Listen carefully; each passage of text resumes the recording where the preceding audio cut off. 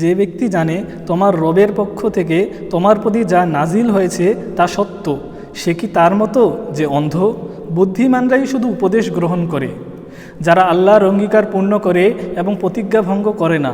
আর আল্লাহ যে সম্পর্ক অটুট রাখার নির্দেশ দিয়েছেন, যারা তা অটুট রাখে এবং তাদের রবকে ভয় করে আর মন্দ হিসাবের আশঙ্কা করে, যারা তাদের রবের সন্তুষ্টি লাভের উদ্দেশ্যে সবর করে, সালাত কায়েম করে এবং আমি তাদের যে রিজিক প্রদান করেছি তা থেকে গোপনে ও প্রকাশ্যে ব্যয় করে এবং ভালো কাজের মাধ্যমে মন্দকে দূর করে, তাদের জন্যই রয়েছে আখিরাতের শুভ পরিণাম, স্থায়ী জান্নাতসমূহ, যাতে তারা এবং তাদের পিতৃপুরুষগণ, তাদের স্ত্রীগণ ও তাদের সন্তানদের মধ্যে যারা সৎ ছিল তারা প্রবেশ করবে।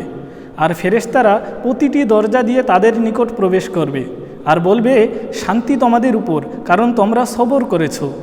আর আখিরাতের এই পরিণাম কতই না উত্তম। আর যারা আল্লাহর সাথে দৃঢ়ভাবে অঙ্গীকার করার পর তা ভঙ্গ করে এবং আল্লাহ যে সম্পর্ক অটুট রাখার নির্দেশ দিয়েছেন তা ছিন্ন করে এবং জমিনে ফাসাদ সৃষ্টি করে, তাদের জন্যই লানাত, আর তাদের জন্যই রয়েছে আখিরাতের মন্দ আবাস। আল্লাহ যার জন্য ইচ্ছা করেন রিজিক বাড়িয়ে দেন এবং সংকুচিত করেন। আর তারা দুনিয়ার জীবন নিয়ে উৎফুল্লতায় আছে, অথচ আখিরাতের তুলনায় দুনিয়ার জীবন খুবই নগণ্য। আর যারা কুফরি করেছে তারা বলে, তার নিকট তার রবের পক্ষ থেকে কোনো নিদর্শন কেন নাজিল হয় না? বলো, নিশ্চয়ই আল্লাহ যাকে ইচ্ছা পথভ্রষ্ট করেন এবং যে তার অভিমুখী হয় তাকে তিনি তার দিকে পথ দেখান। যারা ঈমান আনে এবং আল্লাহর স্মরণে যাদের অন্তর প্রশান্ত হয়, জেনে রাখো আল্লাহর স্মরণ দ্বারাই অন্তরসমূহ প্রশান্ত হয়।